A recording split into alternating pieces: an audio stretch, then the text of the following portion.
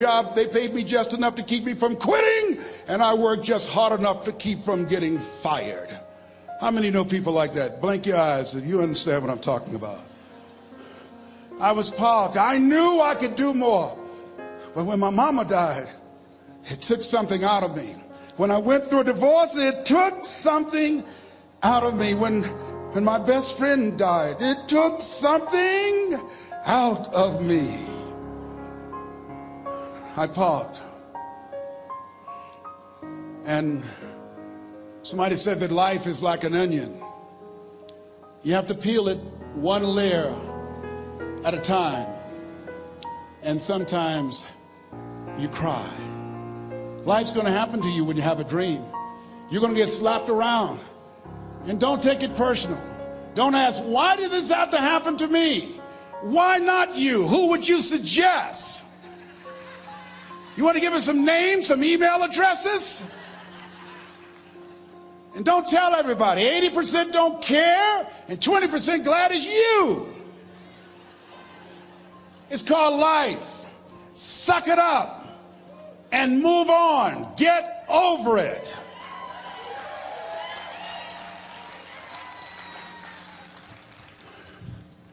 It happens to everybody.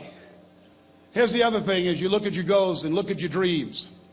When you're going through some stuff, repeat out to me, please. When things go wrong, don't go with them. Yes, write that down.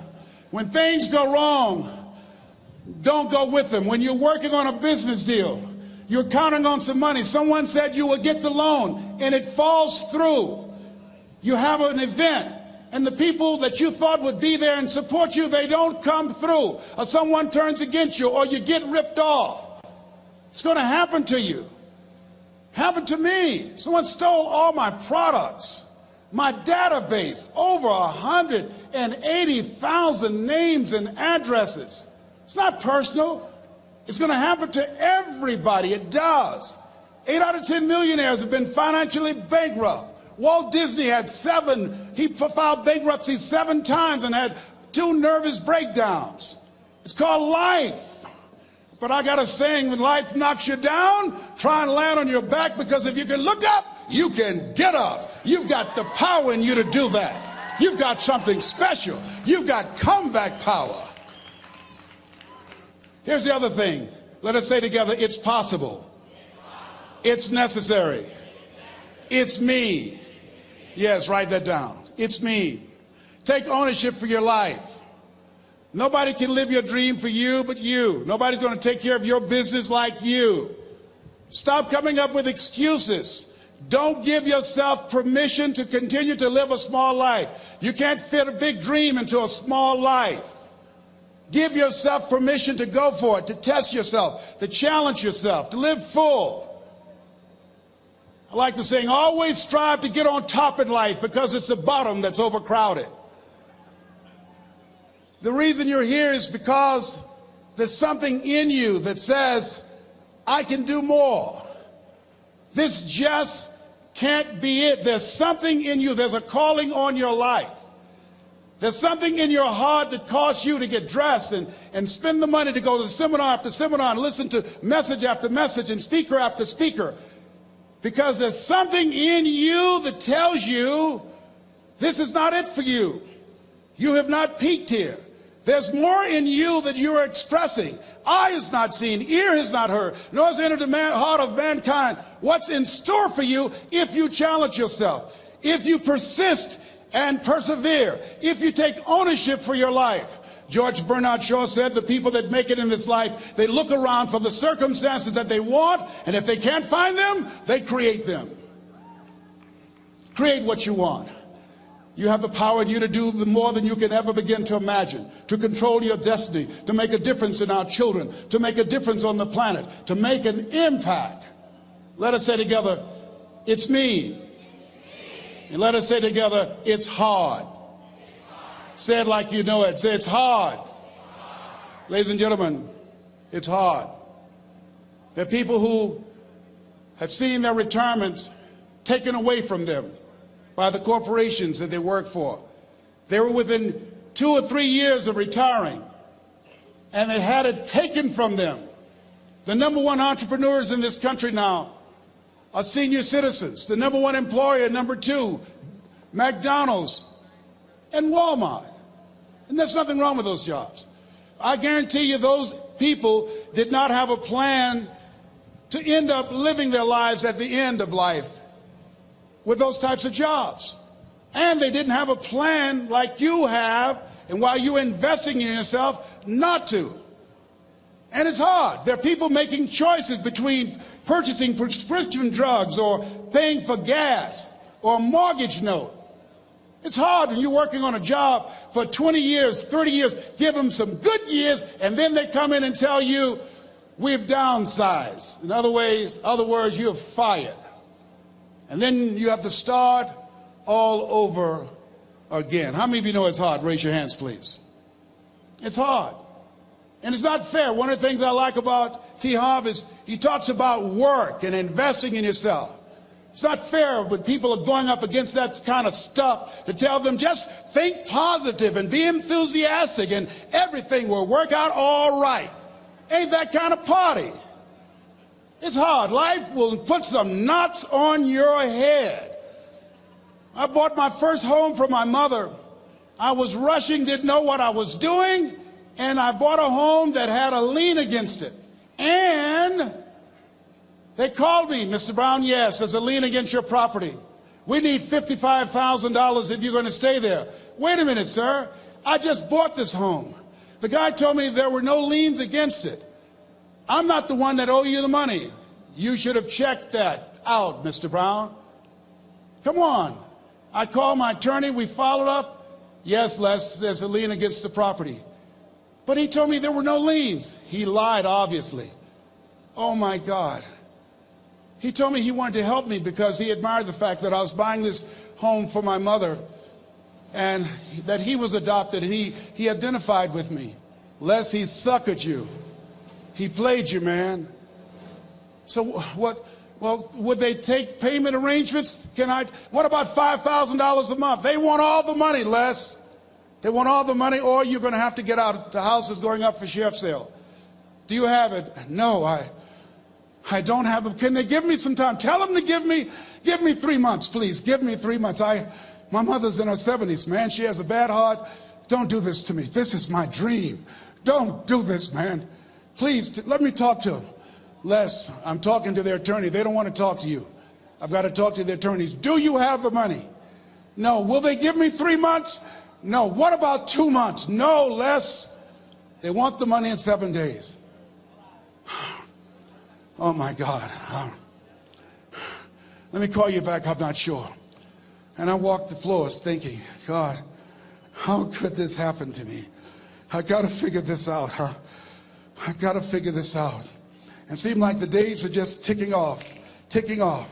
Thursday, I had to call them and let them know. They called me, Les, do you have the money? No, I don't. Friday, you have to leave. The sheriff will be there.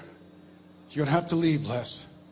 They're going to take my house. What about my down payment? You lost it, Les. You lost it. Okay. I got to go. Yes.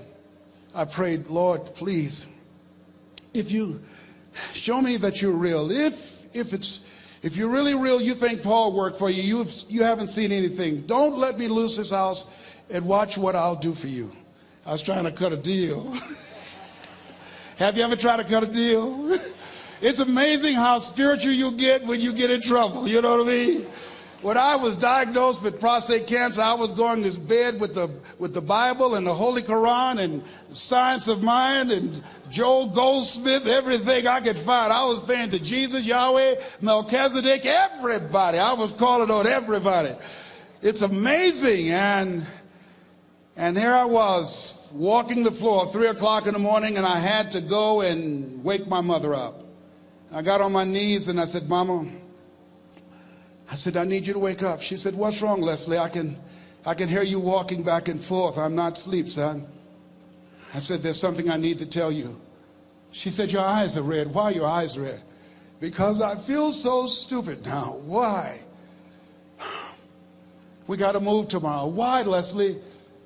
There's a lien against the property, and They want $55,000 and I don't have it. And we're going to be set out tomorrow. We have to go back to Liberty City. So she said, it's okay. I don't like this house anyhow. I said, why? She said, because of my arthritic knees. It hurts my knees when I go up the steps. I said, and why didn't you tell me? Because you were so happy. I just said it because you were happy. I'll live in a shack with you, boy. I love you. It's not the house. I love you. I love all my children. I said, thank you, Mama. Thank you. And the next day when we were in the truck going back to Liberty City and we pulled down 68th Terrace, the neighbors came out and said, wow, Mamie, y'all coming back? Are you back? Yes. What happened to the home your boy bought for you? Those boys you adopted. Wesley didn't do a title search. He made a mistake. And boy, I was so humiliated. How many ever made a mistake that you were just humiliated? Raise your hands. I was devastated. I was taking the furniture off the truck, and my mother came, and I was crying. And she said, boy, I said, yes, ma'am. She said, hold your head up. I said, Mama, I can't. She said, hold your head up. I said, why? Look what I've done. She said, it's okay. It's okay. You are going to make a lot of mistakes in life, young man. You're going to fail your way to success. You have nothing to be ashamed of. Keep your head up and take that furniture back in the house. I said, yes, ma'am. And I learned something from that. If you ever go through something, hold your head up. If you ever make a mistake, hold your head up. If you ever do something that everything goes wrong, life catch you on the blind side, hold your head up. It's not over. Goethe said, that which does not kill you will make you stronger. Hold your head up. Shake someone's hand on your right and left and say, hold your head up.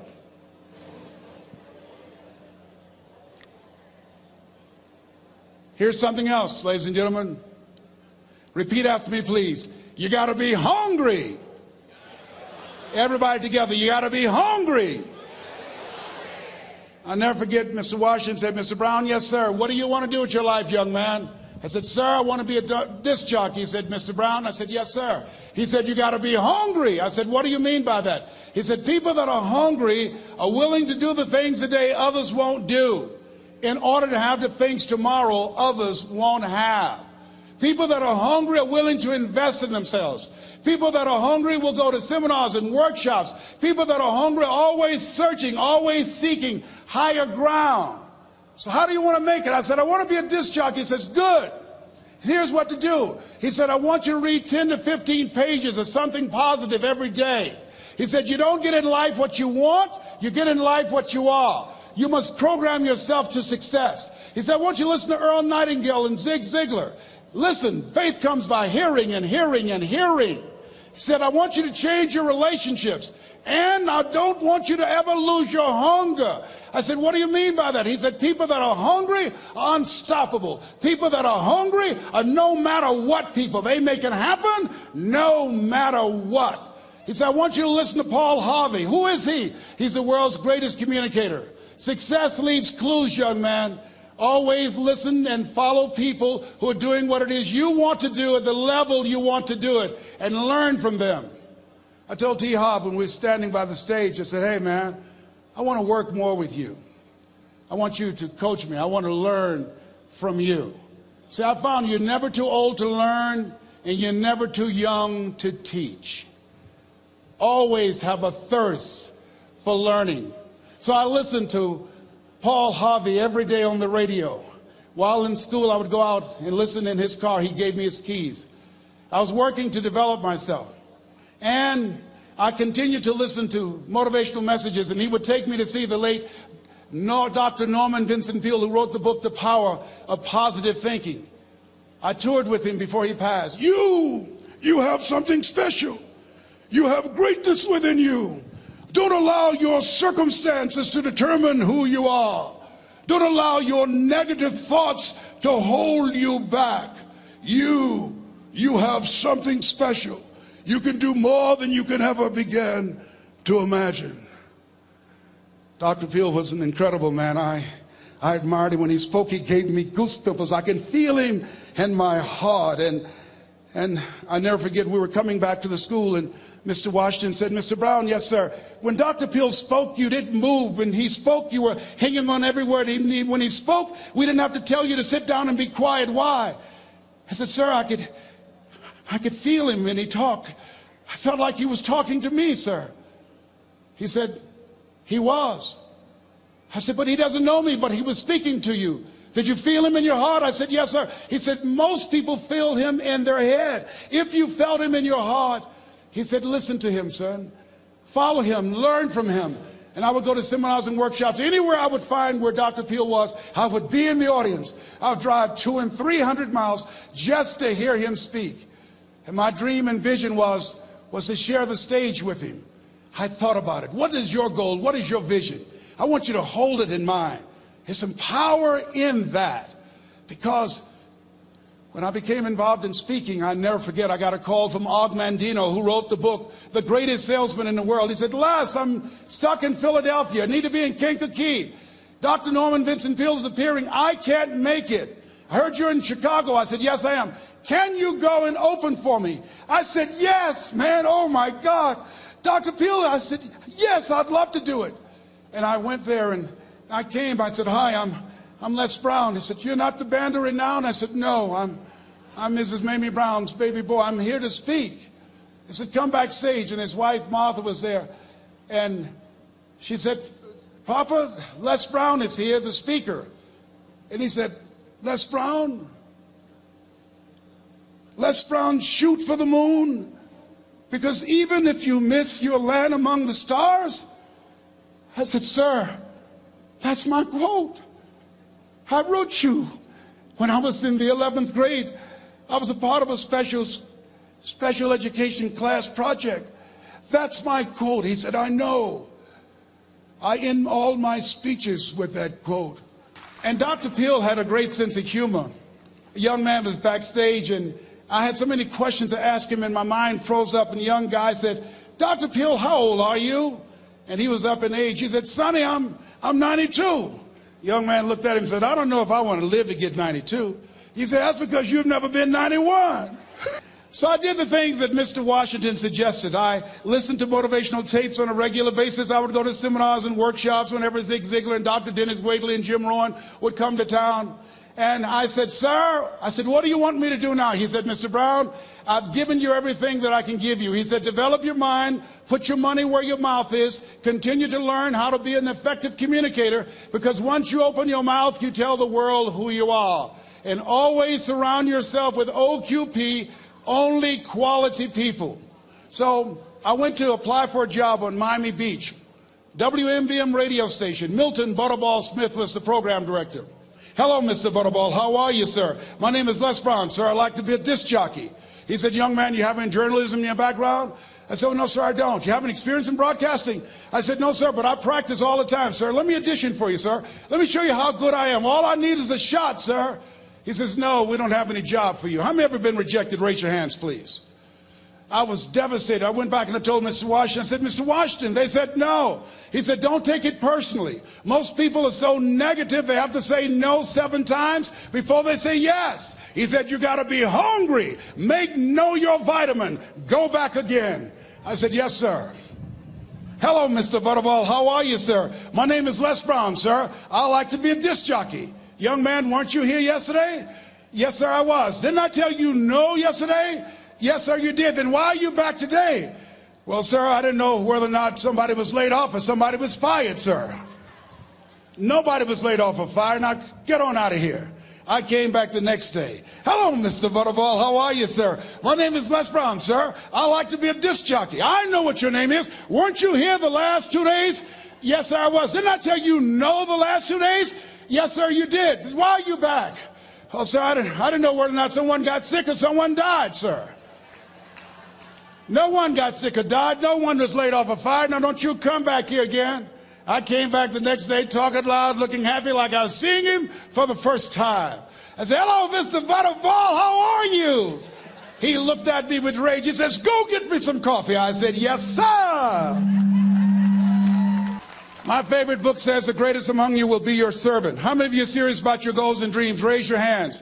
Very good. Write this down. Provide more service than you get paid for. Provide more service than you get paid for. I go to a lot of seminars and workshops. And one of the things I know about T. Harv Eckert, when I was sitting in the class with Robert Ruppel and all of the other presenters, they hold themselves to high standards and they provide more information than anybody else in the industry, bar none.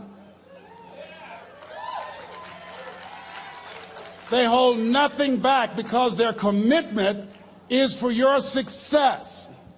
And when you hold yourself to high standards, write this down, impact drives income. That's why you're here. Because the training, the seminars, been making a difference in your life. If they did not have impact, 200 or 300 people would be here, if that amount. Impact drives income. So I became the errand boy for the disc jockeys. I would go get their lunch and their dinner, and I would bring it to them in the control room, and I'd watch them working the control boards, knowing my time will come. Write this down. I expect to reach my goal. Yes, you want to operate with a spirit of expectation. I expect to reach my goal. So I started preparing for the next position. Never forget one quote that I heard. As you look at your life, you look at your goals and dreams. It's better to be prepared for an opportunity and not have one than to have an opportunity and not be prepared. If you expect to reach your goal, prepare yourself now. And so then pretty soon, the guys at the station, they begin to take a liking to me. Write this down. Build relationships. As you're aware, people deal with people that they know, like, and trust. And so they would say, Leslie, yes, sir. Come here, yes. Come outside. Who did this? Oh, your car? Yes. Who cleaned my car? I did, sir. I would wax their cars on the weekend, inside and out. How much do you charge? Oh, nothing, sir. I just wanted to help out. I was providing more service than I got paid for. I was building relationships. They said, whoa, look here. Donna Ross and the Supremes are coming to town. The Four Tops and the Temptations. Here are my car keys. Pick them up for me. Take them to the Fontainebleau Hotel on Miami Beach. I said, yes, sir. I would drive them all over Miami Beach in their big, long Cadillacs. I didn't have any driver's license, but I was driving like I had some. Then one day, it was a Saturday afternoon, a disc jockey by the name of Rockin' Roger was drinking while he was on the air. It was a Saturday afternoon, and I was the only one there. Rockin' Roger got so drunk, he could not complete the show.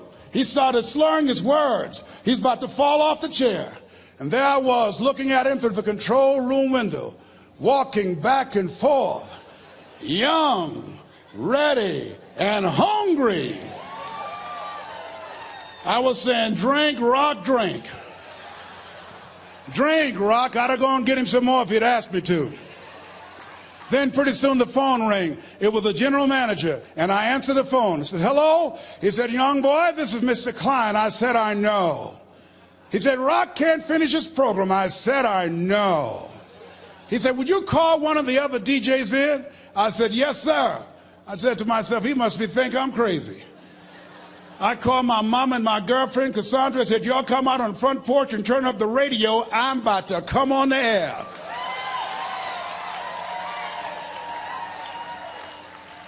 I waited for about 20 minutes, and I called him back. I said, Mr. Klein, I can't find nobody. He said, young boy, you know how to work the controls? I said, yes, sir. He said, go in there and segue the record, but don't say nothing here. I said, yes, sir. I couldn't wait to get old Rock out of the way. I put on a fast record. I said, look out, this is me, LB Triple P. Les Brown, your platter playing papa. There were none before me, and there will be none after me. Therefore, that makes me the one and only. Young and single, love Domingo, certified, bona fide, indubitably qualified to bring you satisfaction and a whole lot of action. Look out, baby, I'm your love man. I was hungry. I was hungry. Get old man a round of applause. I was hungry. I was hungry. You got to be hungry. Shake someone's hand on your right and left all around you and say, you got to be hungry. You got to be hungry. To get those dreams out of your head and step into your greatness, you got to be hungry. To get those ideas, that talent, that gift out of your system, you got to be hungry.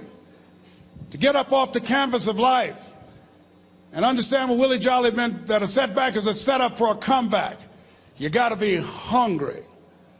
People that are hungry are willing to do the things today others won't do in order to have the things tomorrow others won't have. How many of you got value out of what you've heard thus far? Raise your hands, please. Very good. I'd like to leave this with you. I don't know what your goals are. I don't know what you want to do. Here's what I know about you. You have greatness within you. Here's what I know about you. I can help you to live full and to die empty. I can show you what I've learned. If anybody told me that I would be doing what I'm doing now, I leave here today, I go to New Orleans and speak there, then I'll be flown to Barcelona. If anybody told me, given my circumstances, born in an abandoned building on a poor section of Miami, Florida, called Liberty City, both my birth parents stood up and said, hello, son, I would not know either one. Being labeled educable mentally retarded, put back from the 5th grade to the 4th grade, failed again when I was in the 8th grade, no college training. Anybody told me the principles that I would teach you, that they would have the impact that it has had on my life. This Les Brown that you see, I did not know he existed. And I tell you that you have greatness within you. You have the ability to do more than you can ever begin to imagine. Come into the room with me, and I guarantee you your life will never be the same again. I like to leave this with you. I don't know what your goals are. Mine is to find a cure to autism. Mine is to find a cure to breast cancer and to prostate cancer. Mine is to work with our youth and to reduce the recidivism rate in our prisons and help young people learn how to become an asset to our society rather than a liability. Mine is to train speakers to become great communicators, to speak from their heart, not their heads, and teach them how to impact and create a new conversation so people can see the possibilities of life and overcome the possibility blindness that held me hostage for 14 years. I don't know what your goals are, but here's what I know about you, and I don't know you. You've got greatness within you. And I like to leave this with you, something my mother used to love to hear me say. Leslie, yes ma'am, mama, say that thing for me, boy, that makes me feel good. I dedicate this to you, to the greatness in you, and to the dream that you showed up on the planet to produce. And it's simply this: if you want a thing bad enough to go out and fight for it, to work day and night for it, to give up your time, your peace, and your sleep for it. If all that you dream and scheme is about it, and life seems useless and worthless without it, and if you gladly sweat for it and fret for it and plan for it, and lose all your terror of the opposition for it, and if you simply go after that thing that you want with all of your capacity,